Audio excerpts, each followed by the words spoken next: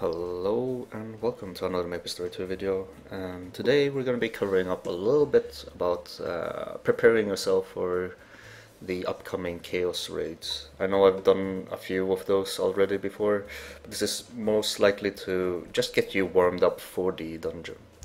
So if you do go into our dungeon directory, if you have finished all your dungeons, for example 30 out of 30 for the week, then yeah, feel free to do this then. So you want to enter the normal dungeons, and you want to look up for Shadow Altar, which is at level 30, and you want to look up for the Moonlight Fortress, which is for the normal version of the other dungeon or on the raid.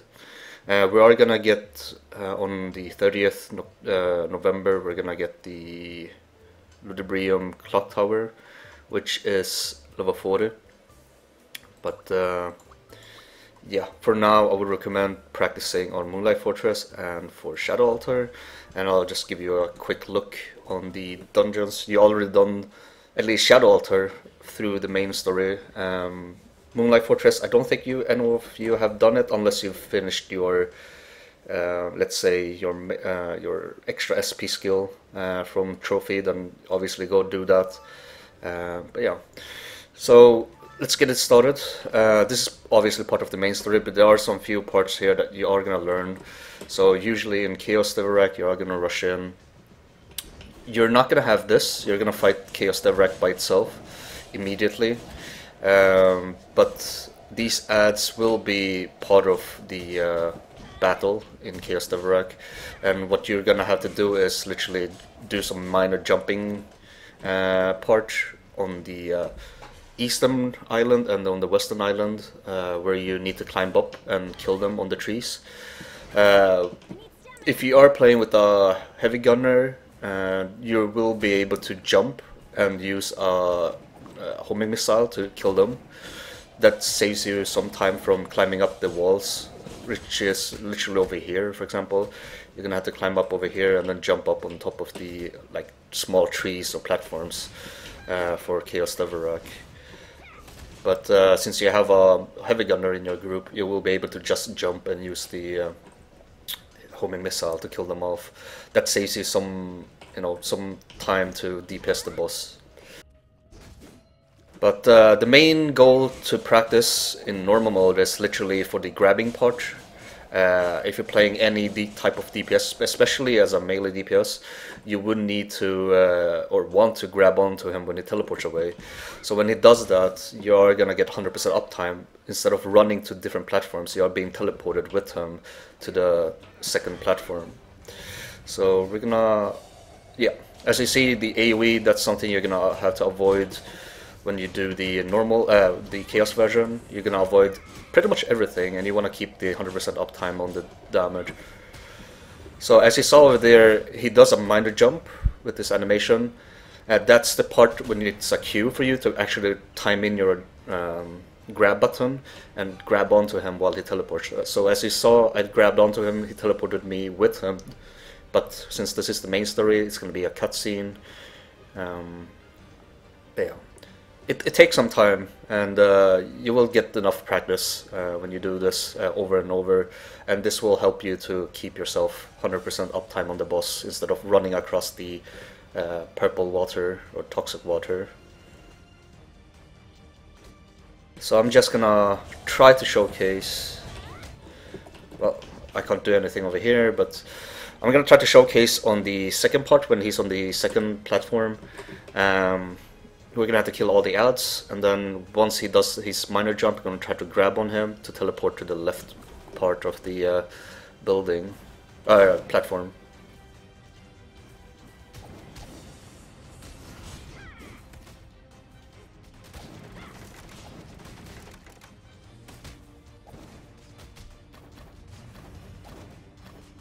But yes, you do get to see some patterns, such as his AoE attacks that he'll spam throughout the fight. You will have to dodge and avoid them. Mostly annoying for ranged DPS because you are stationary most of the time, and if you are a melee, you can literally just dodge. But if you are being spread out, you are gonna end up, getting hit by the by your teammates' AoE on the floor, pretty much. It's something you're gonna have to deal with and get used to it as well. Like notice where your teammates are standing, so you're not dashing towards the previous location because they might get an AoE themselves. But try to stack with each other so you can stack up the AoE fields, and you will be able to just dodge away and have more space to be safe.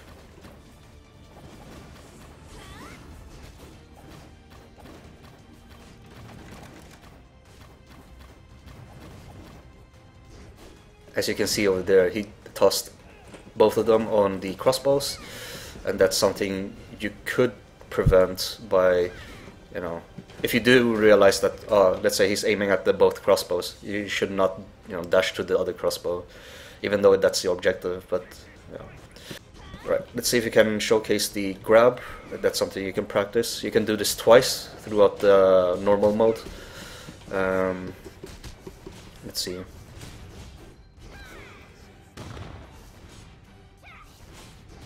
Right, let's lower him a little bit lower, and then we're gonna try to grab on him.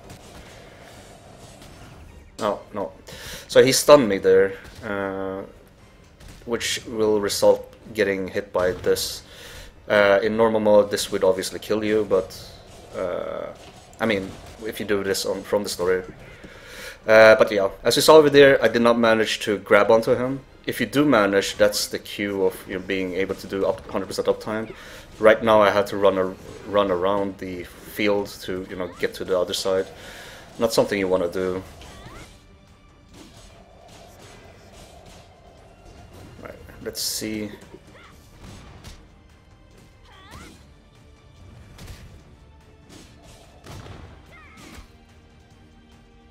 There we go. So that's what you need to do in Chaos Raid.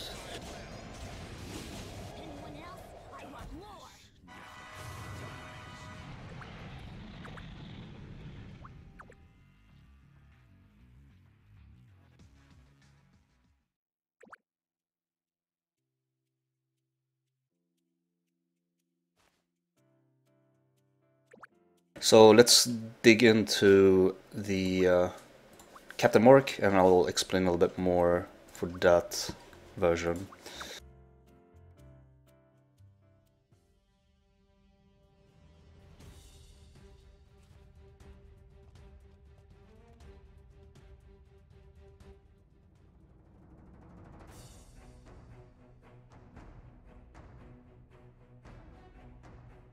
So a lot of you probably haven't done this because it's not part of the main story. It's a pretty neat dungeon, and you have ads obviously to clear out. I'm not sure how it works in the Chaos version because I only played in Close Beta 1. We never had the Chaos raid for this, but just play along and see how it works on normal mode. If you are doing this for the skill points, then you probably have done this before. But there are some few things that you want to know about the boss fight.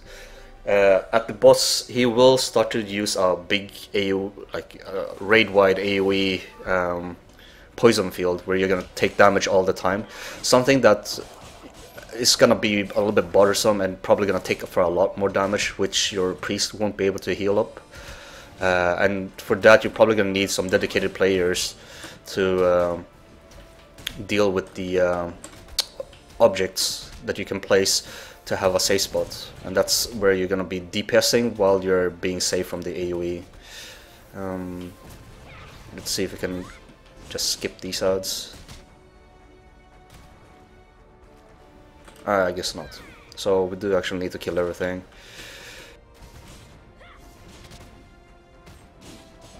And fair fight is, it's still there. I mean, they're not gonna bother to change anything with fair fight for anything below 50. But yeah. So throughout the fight, we're gonna fight Captain Morc. He probably gonna have different mechanics and such. I mean, he does go to his ship and then he will summon stuff. You're gonna have to kill them. Music gets glitched, but that's fine, I hope.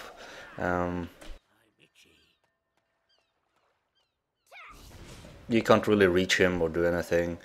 But there are gonna be stuff over here on this barricade, or whatever you should call it, fortress, and it's gonna be something on the right side as well. Once we're done with this, we're gonna, let's see, gonna use the cannon, blow him out. There we go. Do apologize for the glitch where the music just vanishes.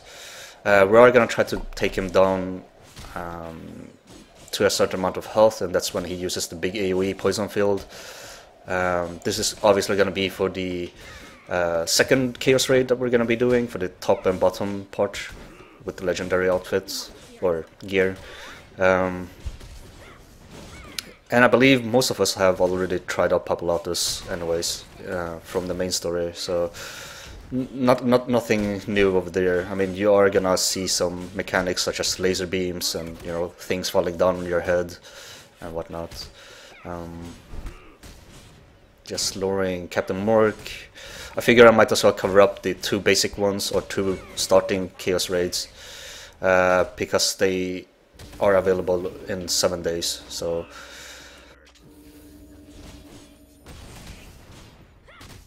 he does a stun, and he also has that cone damage. I don't know how much damage he will take in general, but yeah. He already does quite a lot with his hits, so be aware of that. Let's see if we can get him to that poison phase. Unless I'm killing too fast now. Right, so that's the poison phase. It will start to leak out poison from the ship. So you're taking damage over time, but what you can do over here is you can use the bombs to stun him. And then with these floaties or whatever, if you stand up here, you will be able to take 0 damage from the poison. And that's something you're gonna have to deal with. I believe there's like 3 platforms in Chaos Raid, but you do want to have dedicated players to deal with this. You know, the boss is gonna move around a lot, so you do need to place around with these floaties. Same thing over here. You can grab some more floaties, place it on the right side. You are gonna be spread out a little bit, so be aware of that. And I don't think there's anything else. I mean, I think I saw, like, in the Chaos, if you look up on YouTube from other people doing Chaos, Captain Morc, I think you noticed that they have, I believe they have like 3 different paths, one to the right, one to the left, and then one to the south. So I think that's the cue for, you know, having people tossing the bombs and people that are placing the, or dealing with ads, for example, perhaps. And then you also have the floaties where people need to stand on. But yeah. That's my recommendation, and I hope I didn't make this video way too long, but it's just to showcase, you know, how you can practice for the Chaos Raids in November 8th, which is in 7 days. So if you're a little bit unsure, if you want to try things out, feel free to do that. My best recommendation would be Shadow Altar with Chaos Devorak. Try to practice with the grabbing part, because sometimes it does not register even though you're spamming your F key or your interact button on your game controller. So it takes some time, it takes some timing, practice, and you'll be pretty much ready for Chaos Devorak.